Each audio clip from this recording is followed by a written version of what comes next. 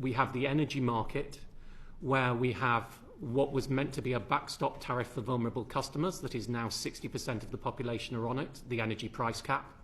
That energy price cap is operating on a time lag. So the fact that the Middle East conflict started in March and we saw worldwide wholesale rates rise in March is only going to hit people's bills on the 1st of July.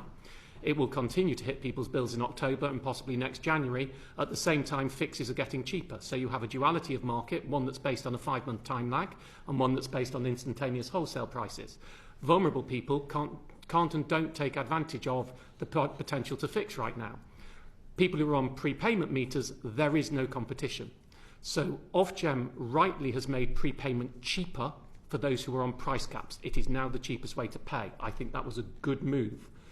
And so I get questions from the public, I'm on prepayment, is it cheaper, should I move? So I will give you my answer that I give to consumers.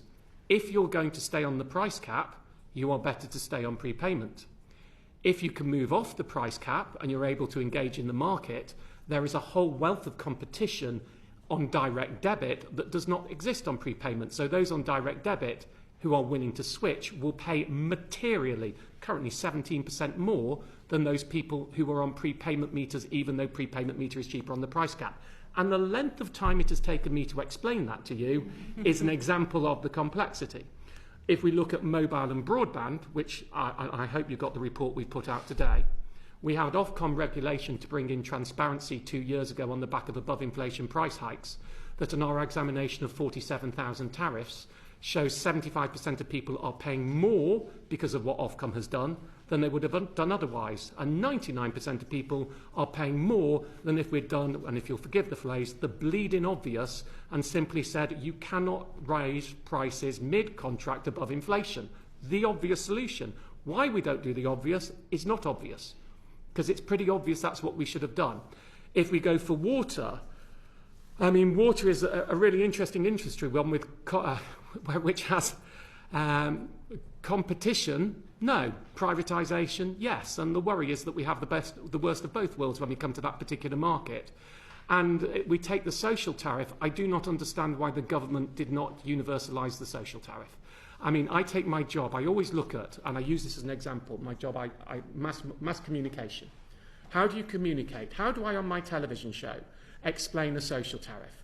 I have to say, if you're on a lower income, you may be eligible for a social tariff. But I'm afraid I can't tell you what a lower income is because it's different with every water company. In some it's defined by benefits, in some it's defined by income, in some it's defined by an income assessment.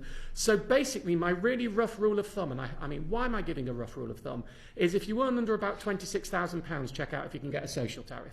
But that's not good enough because you know what happens? Someone goes and checks it out and they're on £23,000. They're told they're not eligible and they say to everyone, it's crap. I wasn't eligible, and he told me wrong because he said go and check, and all I can do is say this is the level at which you should check. So there's a nice, hopefully that gives you a broad spread of the different things going on in different industries where confusion tends to rule, certainly amongst vulnerable customers and many not so vulnerable. And a big question for you is, how far do you spread the help up the net? You know, do we only look at the very lowest people on means tested benefit, or what about those on low and middle incomes who are struggling with these systems too? I'll stop there.